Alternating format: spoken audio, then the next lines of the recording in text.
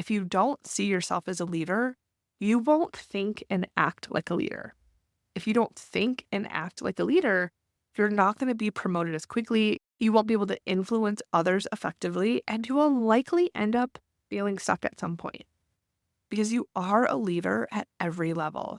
You don't need to have direct reports or to be on a senior leadership team to act as, be viewed as a leader in your organization.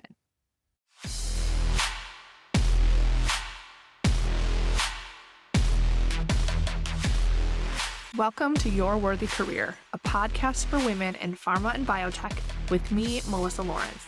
I am a certified career and leadership coach with a master's in organizational psychology who has worked in talent and learning development in biotech to large pharma, from non-clinical to commercial. I help women in pharma and biotech create a career worthy of them. Whether you want to get clear on what you want, get a new job, get promoted, or be effective as a leader at any level, this is the place for you. Every week, you will get practical career strategies and mindset shifts to help you overcome the problems you experience at work so you can reach your goals feeling better than ever. Your up level begins now. Hello and welcome to this week's episode of the podcast. I want to let you in on some news before we get started. I am going to be taking a break from the podcast at the end of this year. I have been hosting this show for over 4 years now with over 200 episodes with career strategies and tips, and I have loved having this platform and being in your ear week after week. I have also achieved the goal, though, that I had set out for myself with this podcast. I wanted to have a place where you and I could come together and I could help you from where you are without us having to set up a meeting or get together in person. I could share insider tips with you and help you grow your career holistically with internal growth, like building your confidence and feeling better and having the work-life balance you want, and the external growth, like new jobs, promotions, and leadership roles. This was my space to demonstrate my own thought leadership on career development and organizational psychology, and it is a body of work I am so happy to have available for you. And this is a massive library for you to come back and listen to over and over. And I'm not going to be taking the show down. I plan to leave it up for you to return. So if you have a problem that you want some help with, I bet I have an episode on it. So I will always be here in your ear for you to listen to the Your Worthy Career podcast as much as you like. If you've been listening for a while, thank you so much for trusting me and being here, staying subscribed, and also stay following, because you never know. I might just pop in again for a bonus episode or hit record again. And if you're new here, you are in luck because there are so many episodes for you to go back to. Women reach out to me all the time and tell me that they're going back to the first episode. And I think that that is actually brilliant because it not only gets you everything, where you get to hear everything that I've talked about over the last few years, but you get to witness my growth too. You get to see the changes that I made as I grew my business. You get to literally hear me come more and more into my own authoritative voice, and you can hear me just grow. It just is showcased, I think, so well as you see the episodes progress. And I know that you may come here for a friendly voice and quick strategies that help you feel like you're not alone in your career. I totally get it. My son even tunes in sometimes. So we have built a community here, and that community is not going away. I am not going anywhere.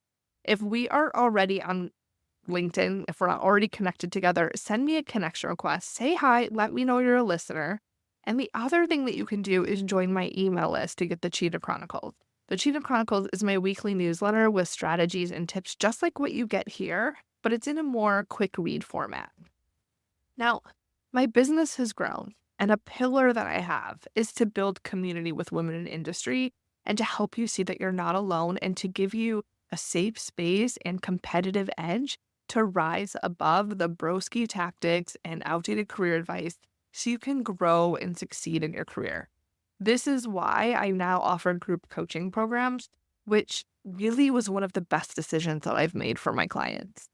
So keep an eye out for more opportunities to come together in a group with other women like you, whether you want to get a new job or get promoted, figure out your next best career move, grow and excel as a leader, being on my email list is going to be the best way for you to have that connection with me to ensure that you don't miss anything, whether it's an upcoming training or workshop that I have, ways to work with me, or the tips like what you're used to getting on the podcast. I really spoil my email list quite a bit.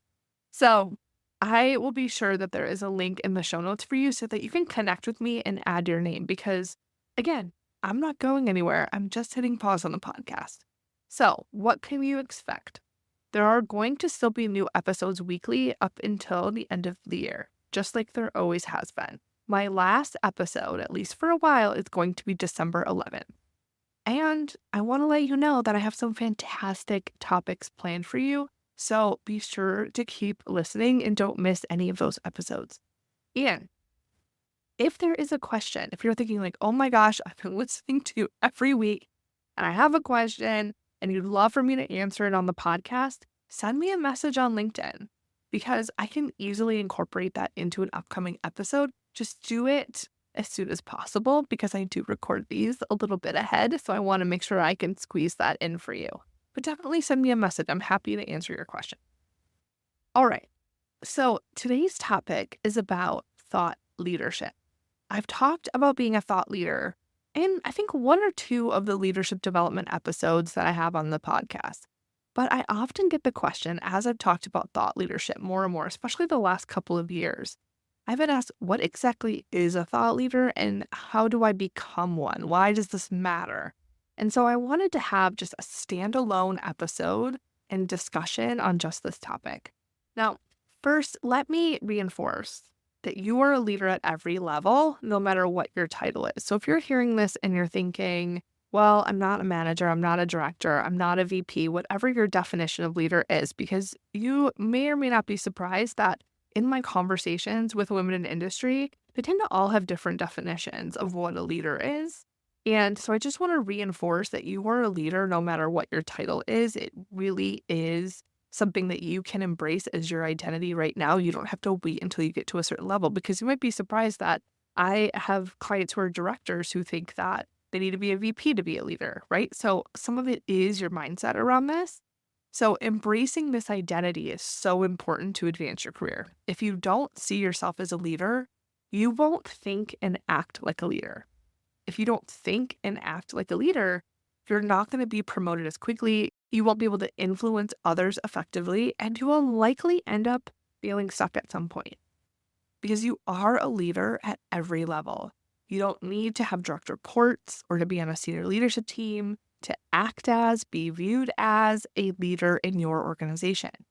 Now, this isn't about you acting like the other leaders that you see, whether it be power suits or broski tactics. And you might be surprised that some companies in industry are still pushing some of these outdated norms. Now, one of the places that I worked had equally, I would say, male to female employees, but once you got beyond middle management, it was primarily men. There were less women at those leadership tables. And the 1 to 2 women that got into those senior leadership roles, as in site leadership, had a similar look and behavior. They were kind of more dominant styles, more pantsuits, didn't really show a lot of emotion or compassion, kind of really directive. And the women that I worked with, we would have these kind of conversations and they thought, okay, this is what I need to be. This is how I need to act to get promoted because the women that do get promoted, this is what they look like, right? And this could actually be a greater conversation around representation and why that matters. And that if you don't see a representation of yourself, then you think you don't belong. But that's just not true. That is really part of what we're shattering, this community that I have, the clients that I work with, we're really shattering the norms of what it is for women in the workplace, what the experience is like. Now, honestly, there were even women's leadership development programs that I know of that have encouraged women to tone down their look and behave like someone they weren't in order to be seen as leadership material. And this is just really, really outdated. And it didn't even create the experience of building the actual strategic skills that women need in order to advance in the workplace. It's so outdated. Okay. So outdated. And I found that the women that did make it to the table, they ended up being biased toward men too. And whether this was a learned behavior or a facade or what they really thought and believed, I don't know. But once they got to senior leadership, these women tended to be a certain age and tended to lean on male opinion more than women. They would even deny that there were gaps or problems with how women were treated differently. And I found this really interesting. I was just, like I said, wondering if they were in denial or if this was part of the persona they felt they needed to have in order to succeed, if they were just perpetuating what it takes or what they think it takes based on their experience to get advancement and promotions at a certain level for women. Because I personally have seen men look some of these leaders up and down, while at the same time, these leaders are telling me it's never happened.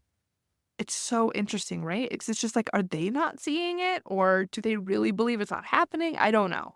So, as a woman in the workplace, I say this because you may be tempted to act differently, to be someone you aren't in order to advance your career. And what I found, why I have this business, and what I've helped so many women do is to advance their career, even to the senior director and VP level, without conforming to those norms, without dressing like a man, changing your hair, lowering your voice, turning off your emotions, overworking, looking the other way. And how we do this is by getting first so crystal clear in what you want in a strategic way that builds your confidence as an expert, reinforces the value that you bring, kind of why you're special, and building your identity as a thought leader. Now, I identify thought leadership as someone who has these three things.